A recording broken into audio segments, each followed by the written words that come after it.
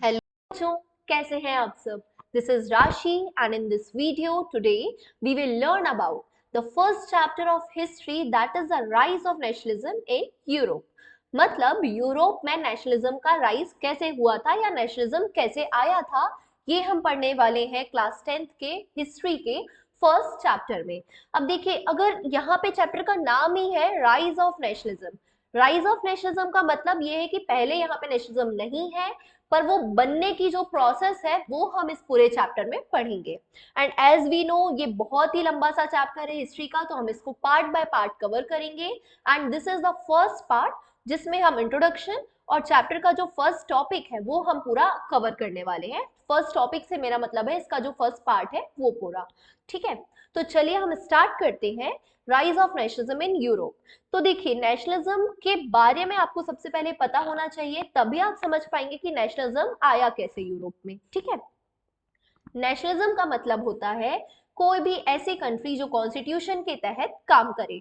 अब उस कंट्री का जो लीडर है वो अपनी मनमानी नहीं कर सकता नेशनलिज्म में। इस कंट्री में एक प्रॉपर कॉन्स्टिट्यूशन होगा, प्रॉपर सेट ऑफ रूल्स होंगे जिसके तहत ही पूरा काम किया जाएगा। ठीक है, अब क्योंकि इनिशियली क्या था, वैसे तो वर्ल्ड के ज्यादातर कंट्रीज में मोनार्की थी, और मोनार्की का मतलब होता है एक ऐसा सिस्टम जहां पर किंग रहते हैं या राजा रहता है, तो किंग सिस्टम को हम मोनार्की बोलते हैं।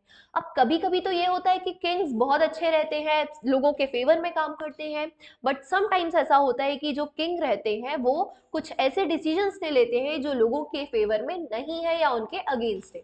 तो हर कोई चाहता है कि एक प्रॉपर सेट ऑफ रूल्स हो जिसके तहत किंग भी या लीडर भी डिसीजन ले पाए।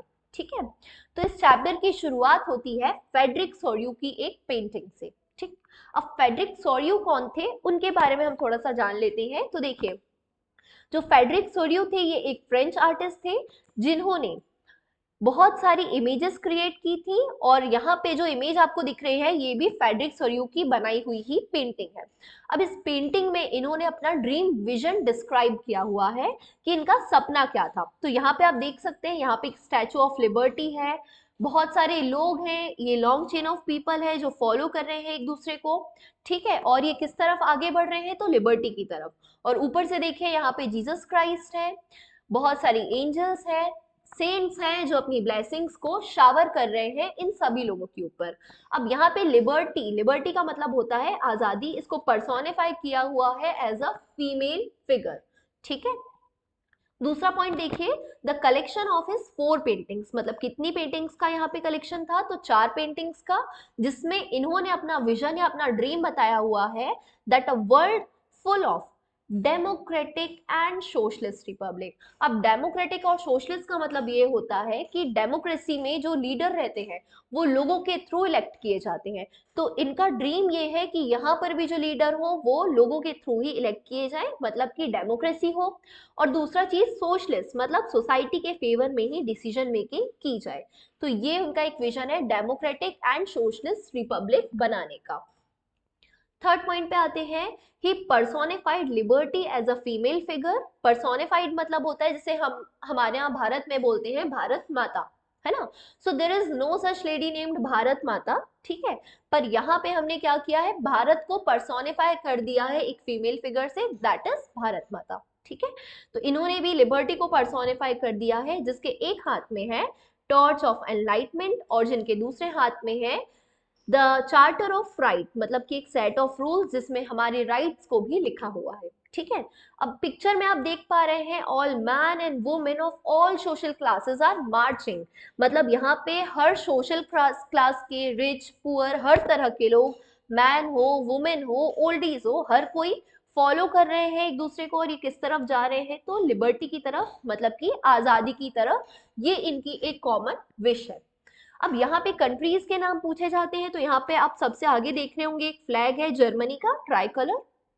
उसके अलावा कौन कौन सी कंट्रीज के लोग हैं, तो Switzerland, USA, Germany, France, Austria, the Kingdom of Two Sicilies, Lombardy, Poland, England, Ireland, Hungary and Russia. तो ये सारी कंट्रीज हैं जो फॉलो करें एक दूसरे को। याद रखिएगा, ये फेडरिक सोर्यू की इमेज है। इस टॉपिक से सिर्फ इतना ही आता है कि हु वाज फेडरिक सोर्यू, या फिर क्वेश्चन आता है कि describe the image made by Frederic Sorrieu. तो होप आपको ये बहुत अच्छे से अब क्लियर हो गया होगा। ठीक है। अब नेक्स्ट जो टॉपिक है वो क्या है, the French revolution and the idea of nation.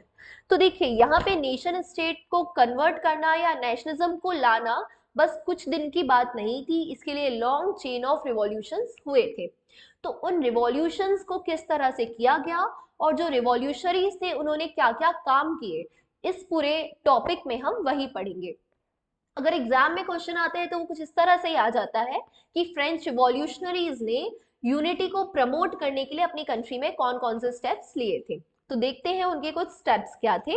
तो पहला पॉइंट देखिए, the ideas of la patrie and le citoyen. La पाट्रे means होता है फादरलैंड और ले सिटोयन मीन्स होता है सिटीजन। जैसे इंडिया में हम बोलते हैं भारत में कि we are from the same motherland, ऐसे ये बोल रहे हैं कि they are from the same fatherland, और ये सारे क्या है, कॉमन सिटीजन हैं, एक ही कंट्री में रहने वाले। तो उन्होंने इस तरह के वर्ड्स यूज किए थे कंट्री को यूनाइट करने के, और उन्होंने ये बोला था कि हर एक कम्युनिटी को इक्वल राइट्स इंजॉय करने मिलने चाहिए अंडर अ कॉमन कॉन्स्टिट्यूशन, मतलब पूरी कंट्री में एक कॉन्स्टिट्यूशन हो और सबको इक्वल राइट्स इंजॉय करने का मौका मिले। तो ये था फर्स्ट पॉइंट। अब दूसरा काम इन्होंने क्या किया था यूनिटी प्रमोट करने के लिए, तो इन्होंने एक नया फ्रेंच फ्लैग लाया था जो कि ट्राई कलर था। ट्राई कलर मतलब कि 3 कलर्स थे इसमें, और किसको रिप्लेस करके ये फ्रेंच फ्लैग लाए थे, तो ये रॉयल स्टैंडर्ड को, रॉयल स्टैंडर्ड मतलब फ्रांस जो था ना वो इनिशियली बहुत सारे अलग अलग किंगडम्स में डिवाइडेड था और हर किंगडम के अलग अलग फ्लैग हुआ करते थे। तो उन फ्लैग्स को अलग करके ये क्या किया इन्होंने, एक कॉमन फ्लैग लेकर आया जिससे लोगों के मन में यूनिटी हो। ये ना हो कि वो अलग किंगडम का है तो वो अलग फ्लैग कैरी कर रहा है, या हम अलग किंगडम के हैं तो हमारे अलग फ्लैग है, ठीक है। तो एक कॉमन फ्रेंच फ्लैग ये लेकर आए थे। तीसरा काम इन्होंने क्या किया, जो स्टेट जनरल थे इन्होंने ये बोला कि इन्हें इलेक्ट किया जाएगा by the group of active citizens. मतलब स्टेट जनरल को अब इलेक्शन के थ्रू हम लेकर आएंगे, ना ही मोनार्क के चॉइस के बेस पे, मतलब राजा अपनी चॉइस करके नहीं ऐसा कर सकता, ठीक है। और इन्हें इलेक्ट कौन करेगा, group of active citizens. Group of active citizens का मतलब होता है ऐसे लोग जो वोट कर सकते हैं, मतलब कि जिन्हें राइट टू वोट है, they are the active citizens, ठीक है। उसके बाद new hymns and oaths were taken, मतलब नए नए नारे लगाए गए, शपथ ली गई, और यहाँ पे जो लोग शहीद हुए थे उनकी याद में बहुत सारे काम यहाँ पर किए गए थे। नेक्स्ट पॉइंट देखते हैं, द सेंट्रल एडमिनिस्ट्रेटिव सिस्टम। मतलब एक सेंट्रल एडमिनिस्ट्रेटिव सिस्टम जो कि लॉ बनाता है, ये लाया गया। क्यों लाया गया, तो to made uniform laws for the entire nation, पूरी कंट्री के लिए एक जैसे लॉ बनाने के लिए सेंट्रल एडमिनिस्ट्रेटिव सिस्टम लाया गया। Discouraging the regional dialects and promoting French as a common language. मतलब देखिए लैंग्वेज क्या होती है, यूनिटी के लिए एक बहुत बड़ा बैरियर होती है। अगर अलग अलग लोग अलग अलग भाषा बोलते हैं तो हमारे मन में एक डिस्क्रिमिनेशन वाली फीलिंग आ जाती है कि ये अलग भाषा बोलने वाले अलग लोग हैं। तो इन्होंने क्या किया, रीजनल लैंग्वेजेस को अलग करके फ्रेंच को एज कॉमन लैंग्वेज बनाने की कोशिश की फ्रेंच रिवॉल्यूशन में। तो ये कुछ काम थे जो फ्रेंच रिवॉल्यूशन के लिए रिवॉल्यूशनरीज ने किए हुए थे, ठीक है।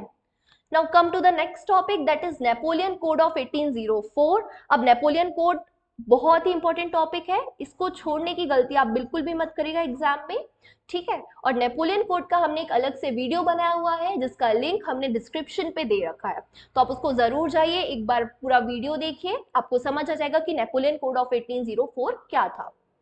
अभी मैं आपको एक ओवरव्यू दे देती हूँ कि जो नेपोलियन थे ये एक आर्म्ड ऑफिसर थे, ठीक है, मतलब मिलिट्री इनके अंडर में आती थी। और जो नेपोलियन थे इन्होंने बहुत सारे कुछ अच्छे काम किए थे और कुछ सेट ऑफ रूल्स लेकर आए थे ये 1804 में। तो उन्हीं सेट ऑफ रूल्स को क्या बोला गया, नेपोलियन कोड ऑफ 1804। अब वो रूल्स क्या है वो आप वीडियो में जरूर देख लीजिएगा, ठीक है।